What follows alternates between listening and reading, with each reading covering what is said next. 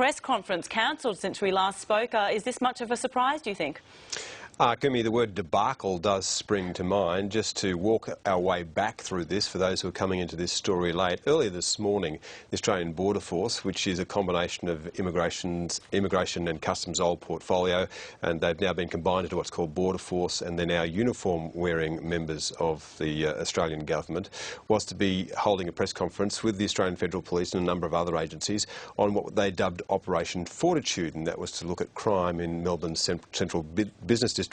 Now, the Border Force itself said in its first press release that this was unusual activity for it, unlike things that it had done in the past. And Don Smith, who's the regional commander for Victoria, said ABF officers will be positioned at various locations around the CBD, speaking with any individual we cross paths with. You need to be aware of the conditions of your visa. If you commit a visa fraud, you should know it's only a matter of time before you get caught out. Now, this created something of a storm on social media because although compliance operations have been conducted by immigration in the past, they've been very targeted. They've been intelligence-based. They've gone into places like brothels, and they've gone into markets and fruit-picking areas where they had reasonable cause to believe that people might be in breach of their visa conditions, because the Act itself, which gives the Australian Border Force the power to stop anyone and ask them for any kind of evidence about their citizenship, it's when an officer knows or reasonably suspects the person to be a non-citizen. So, in fact, ABF officers can't just stop people in the streets and have a conversation with them and try and check whether or not they're compliant when it comes to their visas.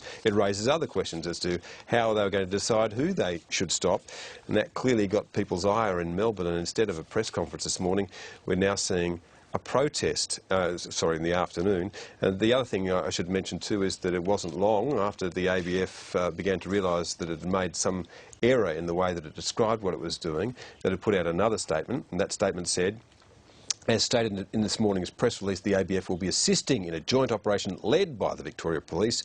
In this operation, ABF officers will assist partner agencies by conducting background visa checks on individuals who are referred to us, very different to what was said in the first instance. To be clear, the ABF does not and will not stop people at random in the streets. They might also have added cannot, because they wouldn't have legally been allowed to do it. At least that's our understanding of the Act. And it says this is not a new activity, as you mentioned.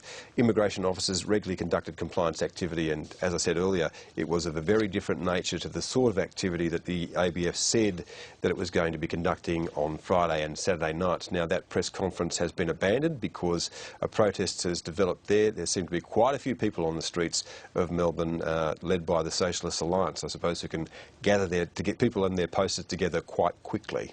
OK, Chris Ullman, we might leave you there and take you straight to those streets of Melbourne to our reporter Jean Edwards.